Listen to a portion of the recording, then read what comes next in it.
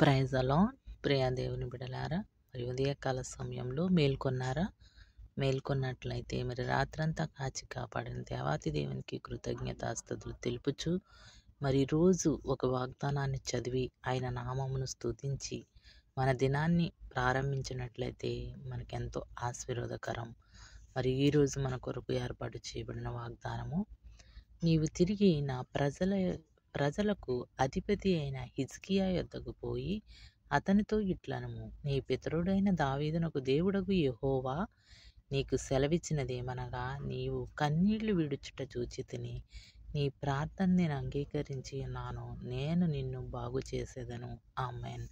2వ రాజుల గ్రంథము 25వ వచనంలో మరి ఈరోజు అమూల్యమైన వాగ్దానం దేవుడు మనకిచ్చాడండి. ఆయన హిజ్కియా ఆయన సేవకుడికి చెప్తున్నాడు, హిజ్కియా దగ్గరికి వెళ్ళు. హిజ్కియా చాలా ఎక్కువగా ఆయనను శోధించబడి కన్నీరు విడిచి దేవుని యొద్ద వేడుకున్నట్లుగా మనం చూస్తున్నాం. ఆయన ఎంతగానో కన్నీరు విడిచాడు ఆయన దగ్గర. ఆయన కన్నీటిని దేవుడు చూసి ఆయన ప్రార్థనను అంగీకరించడంటండి. దేవుడు విశ్వాసముతో నిరీక్షణతో ఆయనకు ప్రార్థించగలిగితే ఆయన మన ప్రార్థన అంగీకరించాలి. నామకార్థంగా మనం పెదవులతో ఆయన ప్రార్థించి విశ్వాసము లేకుండా ప్రార్థించి ఆ ప్రార్థన దేవుడు అంగీకరించడు. అందుకే హిజ్కియా గారు ఇక్కడ ఎంతగానో దుఃఖంతో కన్నీరు విడిచాడు కనుక ఆయన కన్నీటిని దేవుడు చూచాడు, ఆయన ప్రార్థనను అంగీకరించాడు. మరి ఉదయకాల సమయంలో నీవు నేను విశ్వాసముతో ఆయనను వేడుకున్నట్లయితే నీ కన్నిటిని నీ ప్రార్థనను కూడా దేవుడు చూస్తున్నాడు, ఆయన అంగీకరించడానికి సిద్ధంగా ఉన్నాడు. మరి నీవు ఎలా ఉన్నావు? నీ పరిస్థితి ఏంటి? మనం ఏ పరిస్థితిలో ఉండి ప్రార్థిస్తున్నాం? మన విశ్వాసంతో ప్రార్థిస్తున్నామా? నామకార్థంగా ప్రార్థిస్తున్నామా?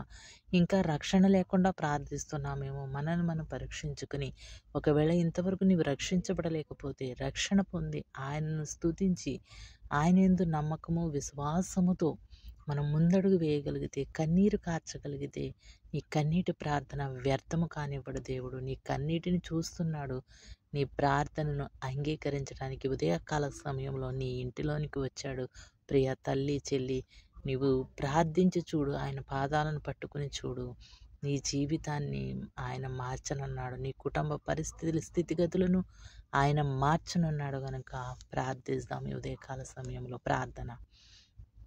మహాపరిశుద్ధుడా, మహోన్నతుడా, నీ ఘనమైన శ్రేష్టమైన నామాన్ని బట్టి నీకు స్తుతి స్తోత్రములు చెల్లించున్నాం ప్రభా.